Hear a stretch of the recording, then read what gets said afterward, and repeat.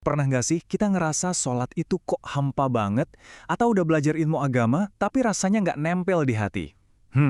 Bisa jadi itu pertanda ada debu yang lagi nutupin cermin jiwa kita. Nah, kali ini kita akan coba bedah bareng-bareng 5 tanda jiwa yang masih kotor berdasarkan buku Menyucikan Jiwa. Coba deh kita bayangin, jiwa kita tuh kayak sebuah cermin. Kalau bersih, wah, pantulan cahaya kebenaran jadi jernih banget. Tapi kalau debu, misalnya kesibukan duniawi atau kelalaian kita mulai numpuk, pantulannya jadi burem. Nah, ini dia inti masalahnya.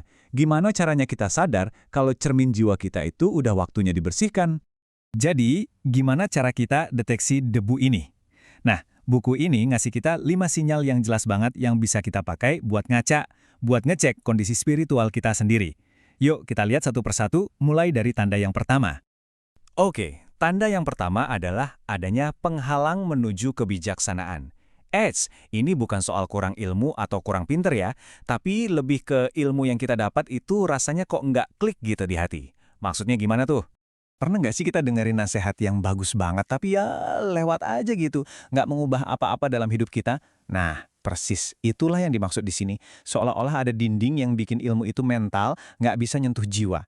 Ini nih, sinyal pertama kalau jiwa kita mungkin lagi kurang sehat. Di dalam sumbernya, ada perumpamaan yang indah banget. Ilmu itu ibarat benih. Tapi kalau jiwa kita itu tanah yang kering kerontang, ya benihnya nggak bakal tumbuh kan? Akhirnya pengetahuan itu cuma jadi hafalan di kepala, bukan jadi sumber ketenangan dan kehidupan. Selanjutnya, tanda kedua. Nah, yang satu ini mungkin kita semua pernah atau bahkan sering ngerasain ya, yaitu ibadah yang terasa jadi beban berat. Maksudnya pas kita sholat rasanya cuma kayak rutinitas fisik aja. Atau pas mau baca Al-Quran, kok rasanya malah kayak beban bukan jadi sumber ketenangan? Nah, itu sinyal yang sangat-sangat jelas. Dan perlu diingat, ini bukan berarti ibadahnya yang salah loh, tapi ada sesuatu yang lain. Penyebabnya, menurut buku ini, karena hati kita udah kepenuhan sama urusan dunia. Penuh sama pikiran kerjaan, cicilan, nonton apa lagi, pokoknya macem-macem. Hati kita jadi sibuk sendiri, jadi pas mau fokus menghadap Tuhan, wah susah banget. Jadinya itu kayak korslet gitu loh. Badan kita sih lagi ibadah, tapi pikiran kita udah kelayapan kemana-mana. Nah, inilah yang bikin ibadah jadi hambar, kehilangan rasanya. Tanda yang ketiga ini berkaitan sama aset kita yang paling mahal, waktu. Pertanyaannya, apakah kita gunain waktu dengan baik, atau malah kita tersesat dalam hal-hal yang sia-sia? Coba deh, kita jujur sama diri sendiri. Sehari itu berapa jam kita habiskan buat scrolling media sosial tanpa tujuan? Atau kejebak dalam obrolan yang nggak ada manfaatnya? Nah, kalau waktu kita banyak terbuang untuk hal yang nggak nambah nilai apa-apa, inilah tanda yang ketiga. Tapi yang penting untuk kita pahami, kesibukan yang sia-sia ini sebenarnya bukan penyebab, tapi cuma gejalanya aja. Gejala dari jiwa yang lagi kosong, yang berusaha ngisi kekosongan itu dengan hiburan sampah. Karena, yaitu, dia belum menemukan tujuan hidupnya yang sejati. Oke, tanda keempat, ini tentang cinta yang salah tempat.